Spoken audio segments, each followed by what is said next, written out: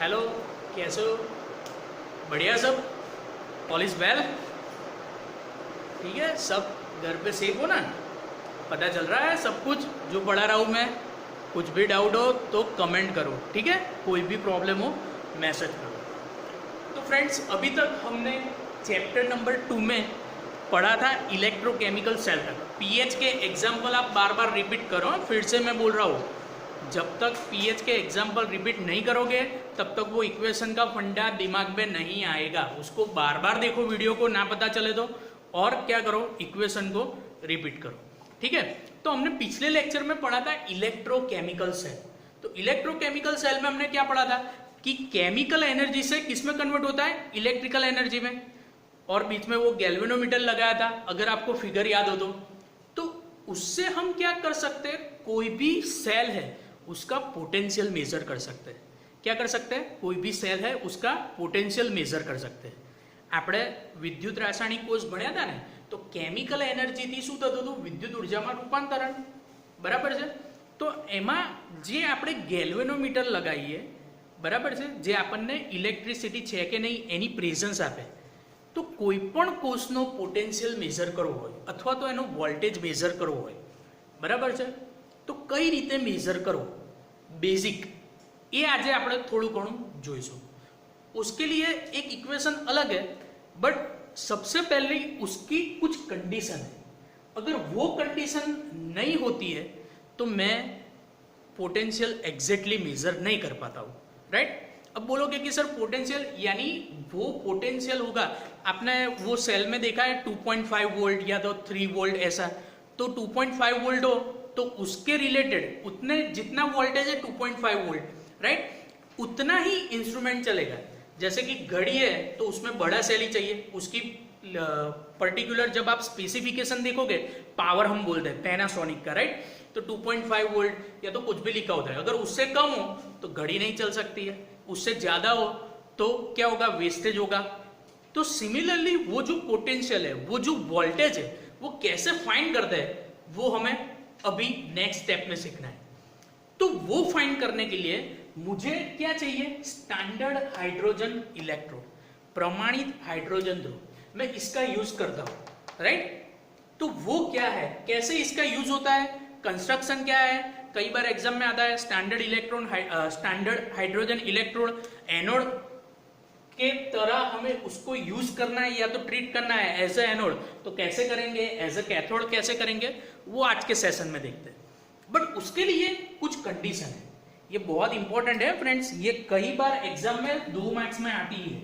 Standard condition, तो condition कुछ ऐसी है कि उसको यूज करने के लिए पहले जो टेम्परेचर है, वो टेम्परेचर, स्टैंडर्ड टेम्परेचर कितना होना चाहिए? 25 डिग्री सेल्सियस। उसका प्रेशर कितना होना चाहिए? 1 एटमॉस्फेयर। ये दूसरी कंडीशन है, right? Temperature 25 degree Celsius, pressure 1 atmosphere. दूसरा, जो हम सॉल्यूशन यूज कर रहे हैं उसका कॉन्सेंट्रेशन कितना होना चाहिए? 1 मोल, राइट? वो कॉन्सेंट्रेशन कितना होना चाहिए? 1 मोल। और एट द लास्ट क्या कि 25 डिग्री सेल्सियस टेम्परेचर पे स्टेबल कंडीशन होनी चाहिए मेटल की।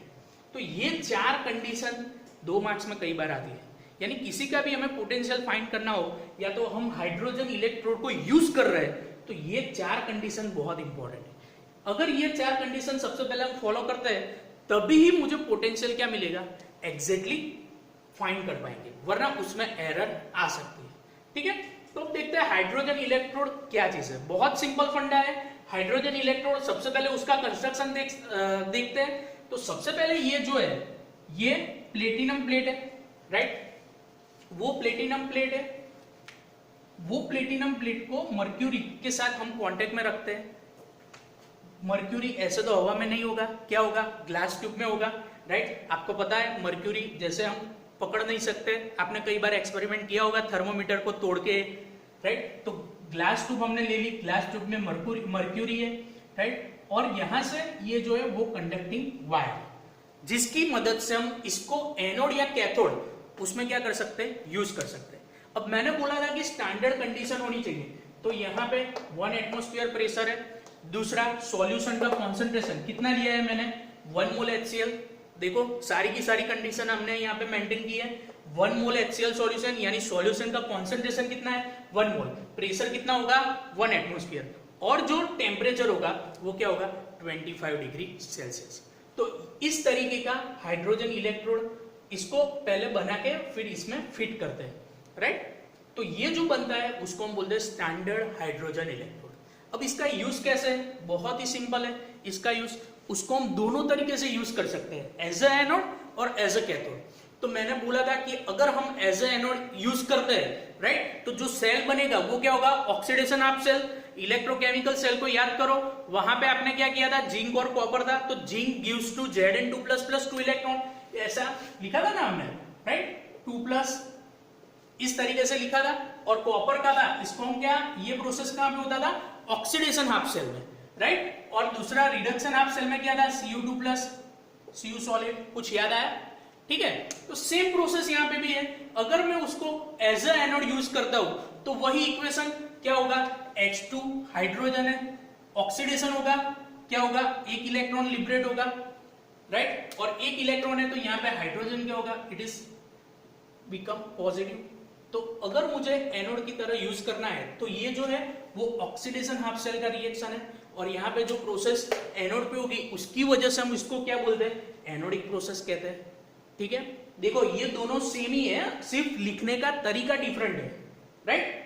दूसरा user as a cathode, similarly है, मैंने आपको बोला था कि जब भी ऑक्सीडेशन होता है इलेक्ट्रॉन क्या होता है, लिबरेट होता है। ऑक्सीडेशन થાય તો ઇલેક્ટ્રોન શું થાય, છૂટું પડે, અને રિડક્શન થાય તો ઇલેક્ટ્રોન શું થાય, મેળવે, બરાબર। આપણે વિદ્યુત રાસાયણિક કોષમાં જોયું હતું Zn2++ 2 ઇલેક્ટ્રોન, આ શું હતું ઓક્સિડેશન પ્રોસેસ, રાઈટ। અને રિડક્શન પ્રોસેસ શું હતું, જેટલા પણ ઇલેક્ટ્રોન એક્સેપ્ટ કર્યા છે એટલા ઇલેક્ટ્રોન કોપર મેળવી લે, તો શું બનતું હતું Cu2+ + 2 ઇલેક્ટ્રોન Cu। તો સેમ હાઇડ્રોજન ઇલેક્ટ્રોન ને યુઝ કરીશું તો સેમ આવું થશે। આ શું છે ઓક્સિડેશન, આને આપણે શું કહી શકીએ ઓક્સિડેશન अर्धकोश, અને આ प्रोसेस एनोडिक प्रोसेस। पता चल रहा है फ्रेंड्स, बहुत सिंपल है। इलेक्ट्रॉन लिबरेट होगा, क्या यूज कर रहे हैं, हाइड्रोजन यूज कर रहे हैं, तो सिंपल है। हाइड्रोजन यहाँ पे मैंने यूज किया है, एक इलेक्ट्रॉन लिबरेट होता है, अगर एक इलेक्ट्रॉन है तो यहाँ पे चार्ज कितना 1 पॉजिटिव आएगा। सिमिलरली अगर मैं उसको as a form of cathode use करता हूं, किसको, हाइड्रोजन इलेक्ट्रोड को, तो क्या होगा, हमें पता है H3O+ कॉन्सेंट्रेशन 1 मोलर, सेम लिखा है H2, तो इसका प्रोसेस से क्या होगा, सिमिलरली इसका क्या हो जाएगा, रिवर्स हो जाएगा। तो इसी प्रोसेस को मैं क्या बोल सकता हूं, रिडक्शन प्रोसेस, और ये सेल को मैं क्या बोल सकता हूं, रिडक्शन हाफ सेल, એને હું શું કહી શકું, रिडक्शन अर्धकोश, ठीक है। तो इस तरीके से हाइड्रोजन इलेक्ट्रोड का यूज है। अब बोलोगे कि सर मुझे हाइड्रोजन इलेक्ट्रोड क्यों चाहिए, तो फ्रेंड्स कभी भी कोई भी सेल का जब हम पोटेंशियल फाइंड करते हैं तो उसके लिए एक इक्वेशन आती है, नर्न्स करके जो साइंटिस्ट है उसने फाइंड की है, उसको हम बोलते हैं नर्न्स इक्वेशन। हम नेक्स्ट लेक्चर में वो देखेंगे कि कैसे नर्न्स इक्वेशन मुझे यूजफुल होती है फाइंड करने के लिए, पोटेंशियल फाइंड करने के लिए, ठीक है।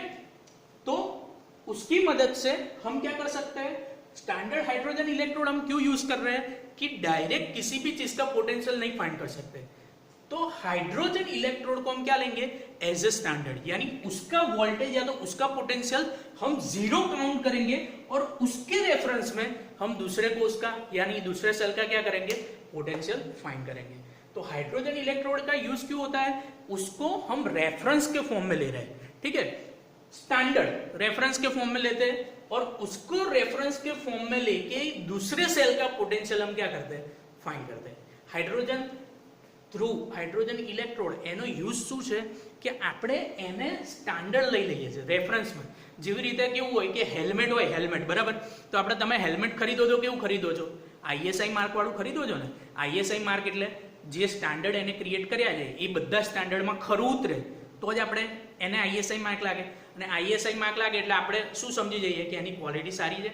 તો સેમ અહીંયા પણ હાઇડ્રોજન ઇલેક્ટ્રોડ શું છે, સ્ટાન્ડર્ડ છે, એનો પોટેન્શિયલ વોલ્ટેજ આપણે શું લઈ લઈએ છીએ 0, અને એને રેફરન્સ ગણીને આપણે બીજા અર્ધકોષ અથવા તો બીજા જે કોષ છે એનો પોટેન્શિયલ શું કરી શકીએ છીએ, મેઝર કરી શકીએ છીએ, રાઈટ। તો આ હતું સ્ટાન્ડર્ડ હાઇડ્રોજન ઇલેક્ટ્રોડ. એક્ઝામમાં પૂછાય તો આપણે સિમ્પલી શું કરવાનું છે, એનું કન્સ્ટ્રક્શન લખવાનું છે અને એનો એનોડ અને કેથોડ તરીકે યુઝ શું થાય છે એ આપણે શું કરવાનું છે, ડિસ્ક્રાઇબ કરવાનું છે, राइट. तो अगर इसमें कोई भी प्रॉब्लम हो, कंस्ट्रक्शन में मैंने बोला था कि जो भी आप देख रहे हो वही चीज लिखनी है, ठीक है. यहाँ पे आप सबसे पहले क्या देख रहे हो, मर्क्यूरी, उसको ग्लास ट्यूब में कोटेड किया हुआ है तो वो लिखो. उसके बाद वहां पे हमने प्लेटिनम प्लेट लगाई हुई है तो उसको लिखो. ये पूरे की पूरी जो कंस्ट्रक्शन बनाया उसको हमने सील किया है. और दूसरा यहाँ पे मैंने जो सॉल्यूशन लिया है वो क्या है, 1 मोलर HCl सॉल्यूशन है. और कंडीशन, स्टैंडर्ड कंडीशन यानी 3 मेन कंडीशन हमने यहाँ पे मेंटेन किए. 1 एटमोस्फियर प्रेशर, 1 एटमोस्फियर वातावरणનું દબાણ, 25 ડિગ્રી સેલ્સિયસ તાપમાન અને 1 મોલ HCl એટલે કે દ્રાવણની જે સાંદ્રતા છે એ શું છે, 1 મોલ, राइट. जो कॉन्सेंट्रेशन है सॉल्यूशन का वो क्या है, 1 मोल. तो ये आज का हमारा सेशन हुआ HCl हाइड्रोजन इलेक्ट्रोड. उसके बाद नेक्स्ट लेक्चर में हम देखते हैं कि पोटेंशियल कैसे फाइंड करते हैं.